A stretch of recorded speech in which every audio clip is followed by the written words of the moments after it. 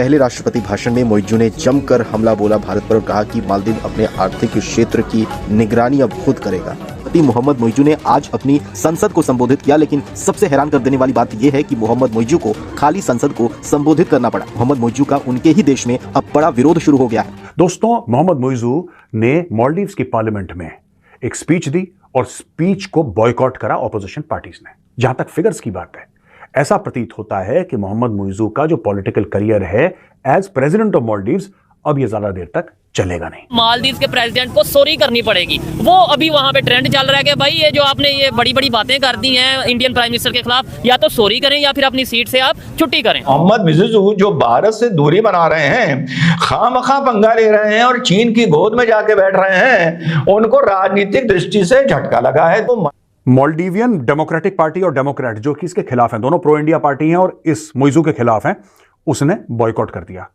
जो राष्ट्रपति का स्टेटमेंट था, मोहम्मद मोइजू का स्टेटमेंट था, उन्होंने साफ मना कर दिया, गलत बकवास करता है, हम सुनेंगे नहीं। वो वहां से निकल लिए।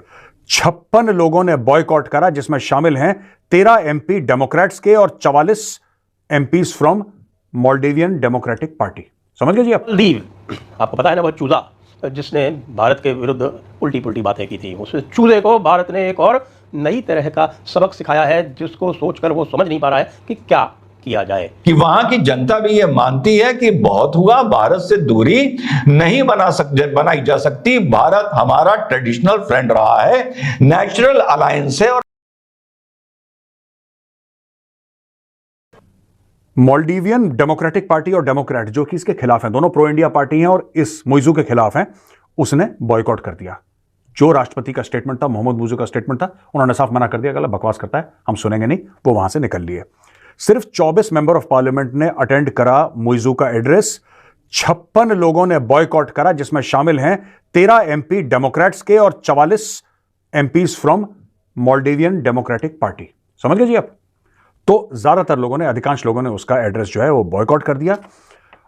ये और बात है कि वो मालदीव्स का जो भी प्रेसिडेंट होता था ना दोस्तों, सबसे पहले भारत आता था, इसने रीत चेंज करी है। इसने बोला कि नहीं, मैं पहले माथा चाइना जाके टेकूंगा। चाइना गया, तुर्की गया, ये सब गया, ये भारत नहीं आया। कोई बात नहीं, इसकी मर्जी है, इसको जहां जाना है जाए। लेकिन fact of the matter is कि इसने ओपनली एंटी इंडिया स्टांस ले लिया। झूठ बोल के ही सही, इसने ओपनली एंटी इंडिया स्टांस ले लिया है।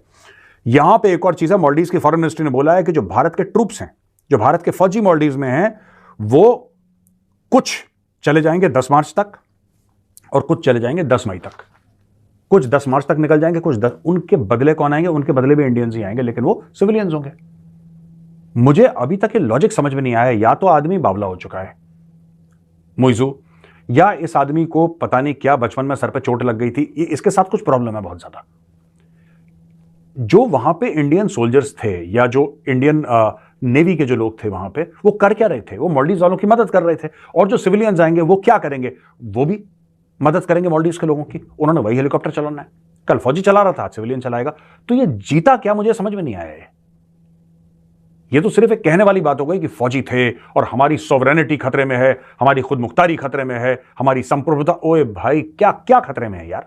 कोई खतरे में नहीं है। ये सिर्फ कुछ नहीं, चीन का ये गाना गा रहा है। चीन का चूरन चाट चुका है, यानी चीन से पैसे ले चुका है। अब ये चीन का गाना गा रहा है। लेकिन इस आदमी का दोस्तों बहुत जरूरी है फुली एक्सपोज इसको करना।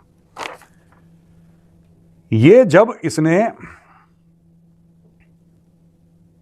अच्छा, इसका जो एड्रेस था वो मैं नहीं बताऊंगा, जिसमें बोला था कि Maldivian citizens administration withdraw foreign military troops from the country. क्या, मुझे समझ में नहीं आया यार इसमें।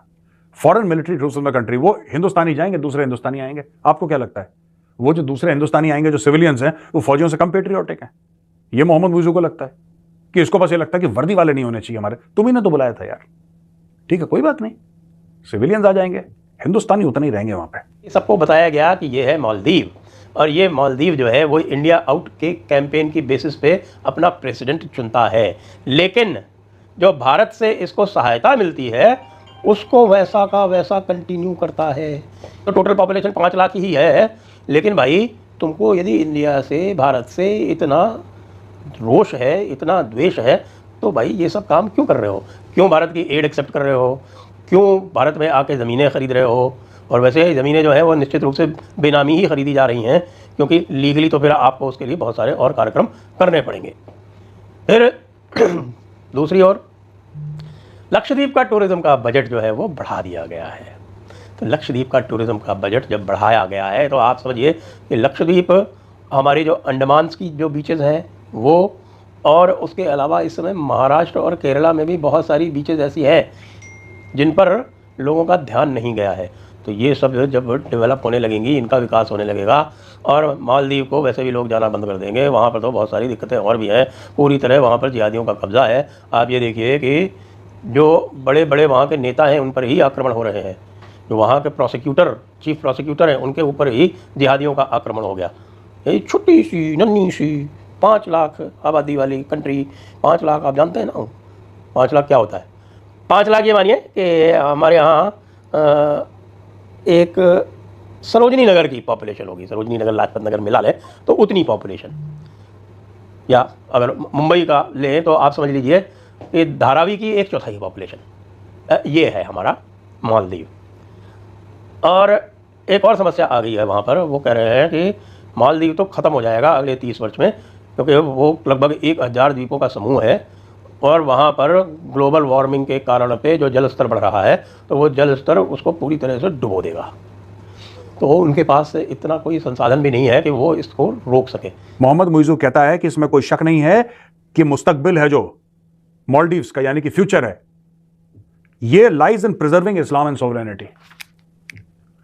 ये बंदा इस्लाम, मुसलमान, नमाज, हिजाब ये सब कर रहा है, ये शराब बेचते हैं। यार सुनो, मैं बता रहा हूं, मुसलमान दुनिया में, इस्लामिक दुनिया में सबसे ज्यादा जो इस्लाम करता है ना, वो सबसे बड़ा मुनाफिक है, सबसे बड़ा हिपोक्रेट है। मैं आपको बताता हूं, जो सबसे ज्यादा आपको इस्लाम के बारे में बात करेगा, आप पाकिस्तान में देख लो, पाकिस्तान में देख लो, जो सबसे ज्यादा इस्लाम करेगा, शाम को उसके घर में ब्लू लेबल की बोतल खुलनी है।